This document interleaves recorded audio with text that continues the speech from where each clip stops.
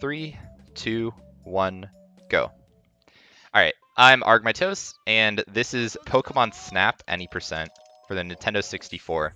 So if you don't know what Pokemon Snap is, it's basically a Pokemon photography game where you're on an island and you go through 7 different stages taking pictures of Pokemon. Unfortunately, we do start out with an auto-scroller, kind of. I say kind of because even though there's only one track that you can go on, there's a couple things you can do to kind of increase the speed that your car is moving. But the other stages aren't auto-scrollers, so don't worry. It's all good. But yeah, so one of those things that you can do to increase the speed of your car is lag reduction, which you can kind of see me doing right now. Lag reduction, basically, you just want to either look at the sky or at the ground whenever you're not either taking a picture or setting up a picture. The game runs at 30 FPS, but the frame rate tends to chug a little bit if there's a lot of Pokemon on screen moving around. So yeah, you're gonna see me looking up or down for a lot of the time if I'm not taking a picture. But yeah, so again, this is a photography game.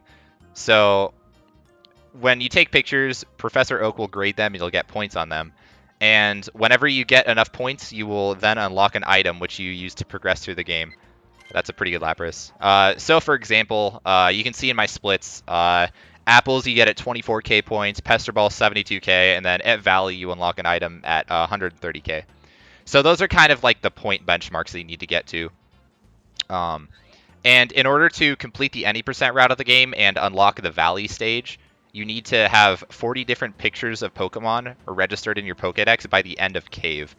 So how the run basically works is you want to try to take the least amount of pictures as possible in order to save the most amount of time, but you also have to make sure those 40 pictures that you take are really good pictures and are worth a lot of points. So that's kind of the trade-off.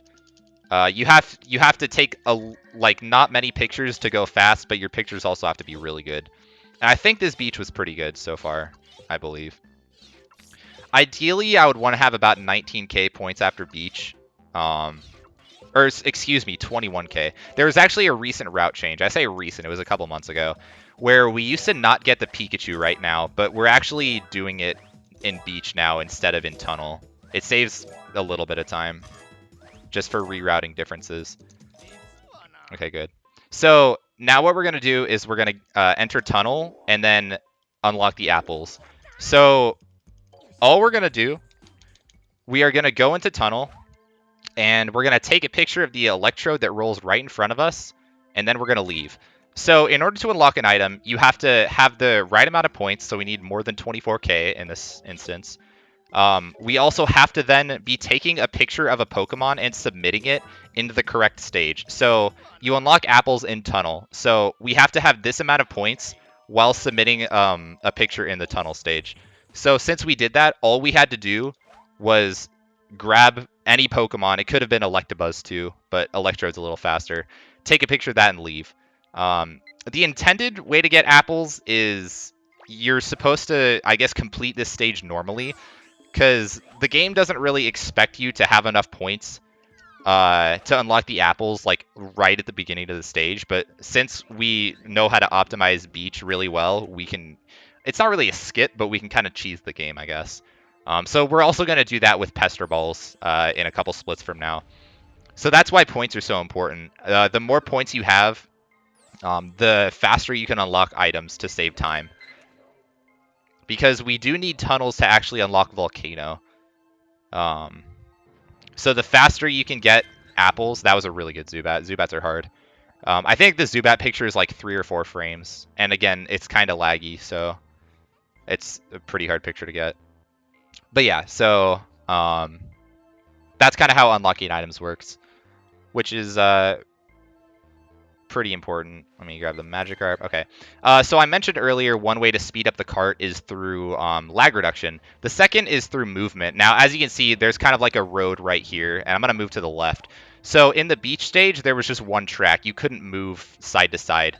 But in all the other stages, you can move across this entire track right there. So movement is really important, but you also want to make sure you get Pokemon pictures. The issue is your cart moves in the direction that you're facing. So, for example, if you're looking forward, the cart's going to move directly forward. If you're looking left like I am now, the cart would normally move left. However, there's a trick that you can make the car move in a direction that you're not looking. So, and that's called camera locking. What you want to do, if you zoom in with your camera like you were going to take a picture, and then if you look anywhere else, the cart will continue to move in the same direction that you were originally looking when you locked in. So, for example, there's a Pokemon off the left side of the screen that you want to get a picture of, right? What you're going to do is you're going to look forward with the camera, and then you are going to zoom in with the camera. Then you're going to look to the left. And since you camera locked forward, even though you're looking left, you're still going to be going directly straight, which is going to be the fastest route. So camera locking saves about, I think, a minute throughout the run, and then lag reduction saves maybe 30 seconds, if all done optimally. Also, there's a slightly faster way to exit tunnel right there, but it's really risky, so it's not worth going for in a marathon setting. What you can do right after you take the picture of the very... is that okay? That should be fine. Right after you take a picture of the first Magnemite, you throw an apple to get all three of them to merge together. Yeah, that's fine. You throw an apple to get all of them to merge together, and then you immediately throw an apple at Electrode. And then while Electrode is exploding, you then get the picture of the Magneton about half a second before you exit the stage. So again, it's really risky, and it's not worth going for in a marathon setting, because if I mess it up, I would have to redo Tunnel. I did that menuing a little slow, because I wasn't sure which Diglett I wanted to submit. But my points are pretty good right now. Alright, so... And I should probably explain what consists a good picture. So there's kind of 4 things that can make a picture worth a lot of points. The first is the size. So if a Pokemon is like right in front of you like that, it's going to be worth more points than if it was farther back in the map and away from you. The second is you want to center all your pictures. So you want the Pokemon to be as close in the center screen as you can. The third, you'll get bonus points if there are 2 of the same Pokemon in the picture. For example, if there was a second Vulpix there, I would have got bonus points in the picture. And then the fourth is if the Pokemon is either interacting with something or doing a pose. Now, for example, that Vulpix I got, it was eating an apple. It's going to give you more points if a Vulpix is eating an apple rather than if it's just standing there. And there's a lot of ways Pokemon can interact with other Pokemon or objects. For example, this Charmander is eating an apple. The Magmar is doing that. Yeah. So up here is the Moltres egg, which is, it's kind of... This is where runs kind of separate the good runners from the bad, I guess. So I could get a picture of it there, right when it leaves the lava, or I could get it there. But what I'm going to do is get it here, just because, again, we want to play it safe. This picture will be about 4,000 points. The second picture is worth about 2,000 points, and the first picture, when it's right out of the lava, is only 400 points. Each picture is about 3 to 4 seconds faster than the next. So if I was going for a world record attempt, I would only be able to go for the very first Moltres right when it's exiting the lava. But again, marathon settings, it's just better to go for the 4K one. And I have plenty of points now. So now we have enough points to unlock Pester Balls early. So this split's pretty hard. Let me see if I can do it. Okay, that was good. We did it. So what we did there, again, same thing with apples. You can maybe see the Poliwag in the very top left corner of the picture. We just immediately enter the stage, take a picture of Poliwag. Since we have enough points and since we submitted a picture, Oak is going to give us the Pester Balls. That was actually a really good split.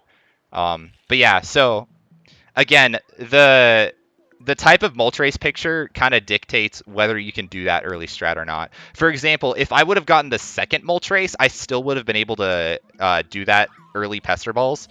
But if I got the first Moltres, my points would not have been high enough. So I would have had to actually get a good picture of the Poliwag, which would have taken like 15 seconds or so.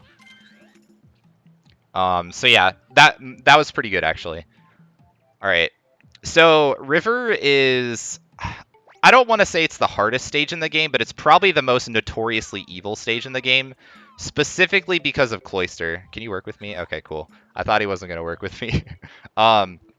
So there's a spot at the end of this stage where you're either going to get a Cloyster or a Shelter to spawn in 3 different spots. You need one of them to be a Cloyster, because again, you need... my apple missed. Okay, that's fine. All right. So again, there's 3 spots. You're gonna either get a cloister or a shelter. I believe cloister has a 1/3 chance of spawning in each of those spots, which is I think what, like 50-ish% total to get a cloister. So you got a 50-50 shot at getting a cloister.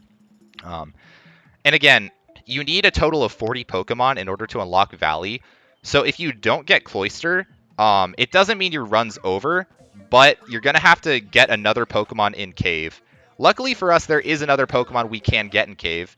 Unfortunately, it is approximately 20 seconds after you would ideally want to leave the stage.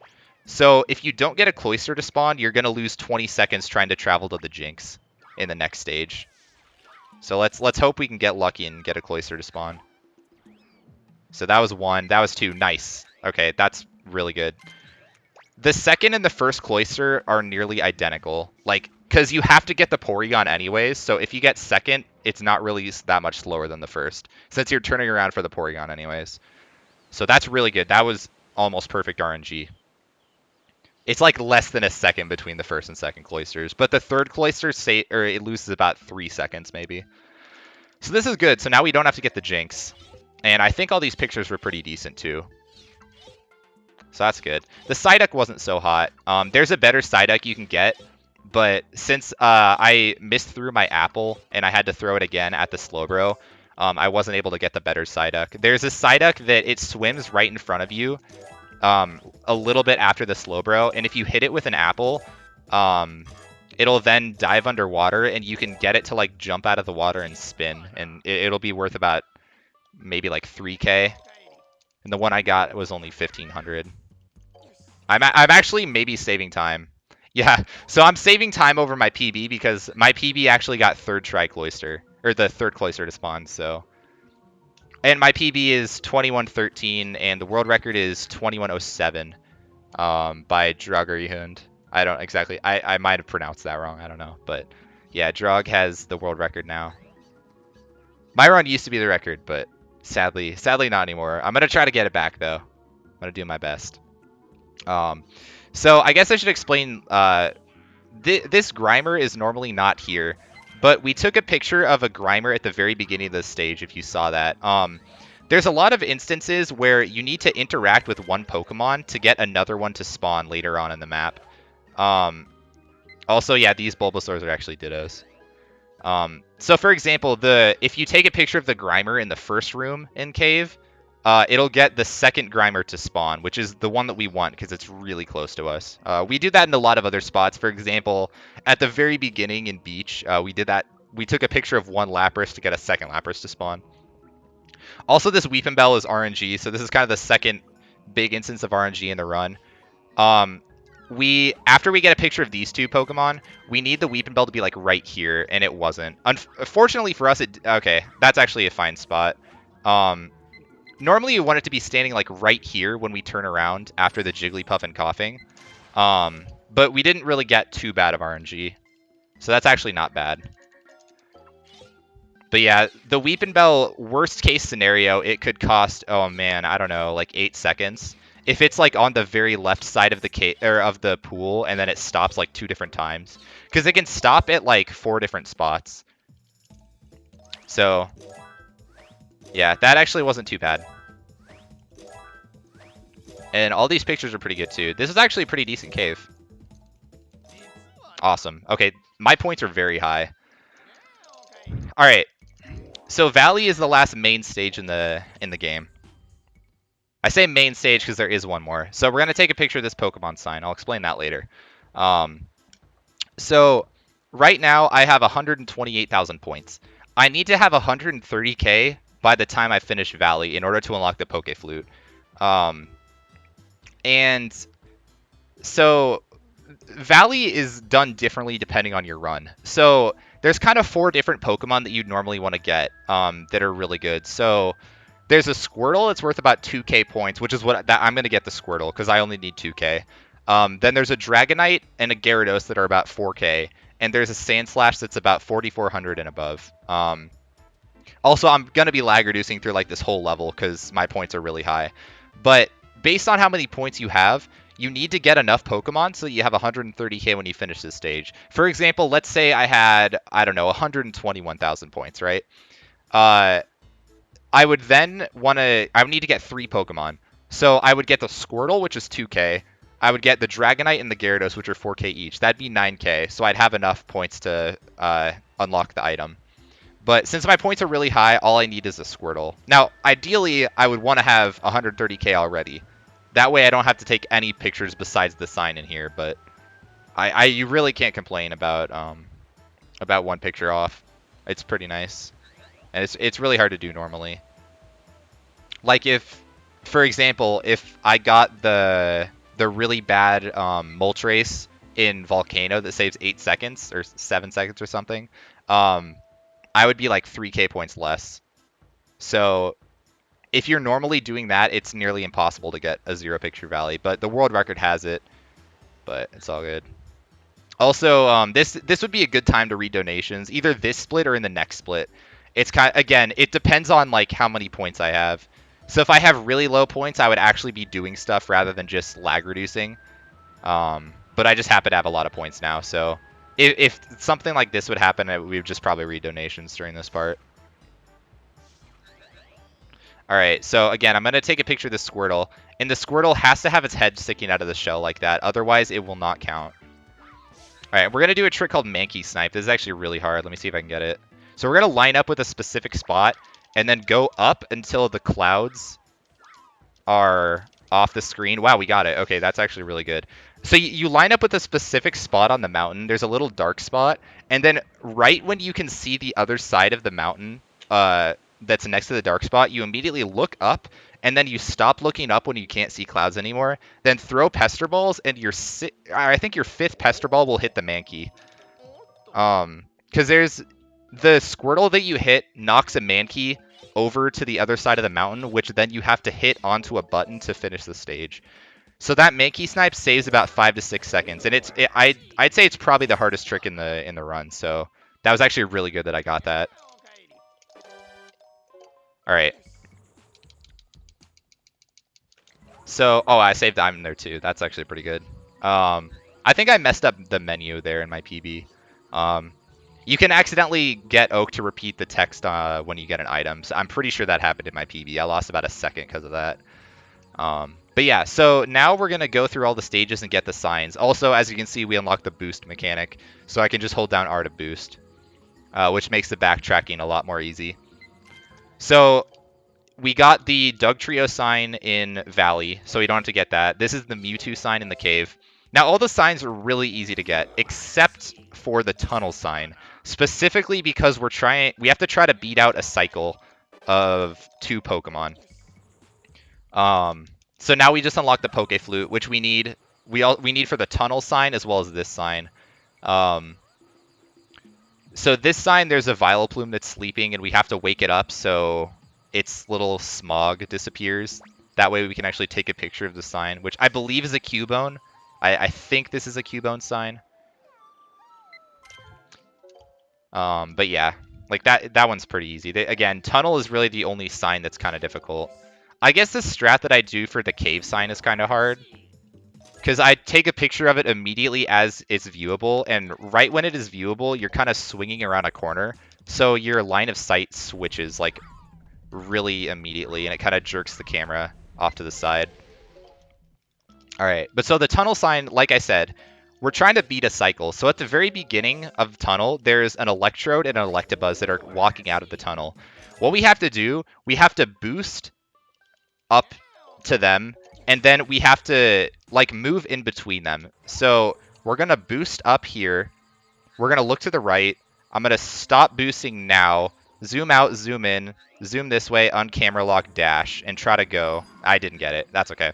So ideally, you want to try to get in between the Electrode and the Electabuzz and kind of dash through them. That actually wasn't really that bad, though. I only got stuck on the Electrode. Worst case scenario, what happens is you'll get stuck on the Electrode, and then you will also then get stuck on the Electabuzz.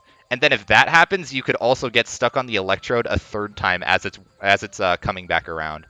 So getting only stuck on the Electrode once isn't really bad. It wastes like 2 seconds maybe. But yeah, that's probably the second hardest trick besides Mankey Snipe. And then Pikachu hatches the Zapdos, which then powers the power plant to get the pincer sign. But yeah, that trick's really hard. It is very, very, very, very precise. All right, now we're gonna get the last sign of the game. And this one's really easy. It's just like 10 seconds into the level. It's just a Kingler sign on the left. Also, fun fact, there are 2 signs which actually contain their Pokemon in the game. The Coughing and the Dugtrio signs both have a Pokemon of the same species that are in the game that you can take pictures of. Alright, so now that we have all the signs, we have unlocked the last stage, which is the Rainbow Cloud. And there's only one Pokemon here, and that is Mew, which is Mew's like, I guess, a boss battle, kind of. So it has 2 stages. The first, it moves left to right, and then the second, it comes directly at you, either on your left side or right side. The reason it's so hard is because Mew will spawn in a random location. So you just gotta chuck apples and try to hope to snipe it really early, like that. That was really lucky. You just gotta try to snipe it and hit it early. And that was really good too. But not only that, the first cycle Mew, it'll slow down and speed up at random times. So like, even if you lead the apple in a good angle that should hit it, it could randomly like speed up or slow down, so you end up missing the shot. So Mew is, oh man, Mew kills so many runs. But yeah, also then when you hit it 6 times, never lucky. It'll either spawn on the left or right side. My PB got the wrong side as well. It's a 50-50 shot. And time is coming up when the game autosaves after submitting a picture to Oak, or submitting the Mew to Oak. And time. Okay, that was a really good run. Sub 22 is very, very good. But yeah, so I hope you enjoyed the run, and I hope you guys can see that Pokemon Snap's actually a pretty cool speedrun. There's a lot of interesting tech involved. Yeah, it's a fan favorite game, so I don't know. Hope you guys enjoyed it, and thanks for watching. I appreciate it.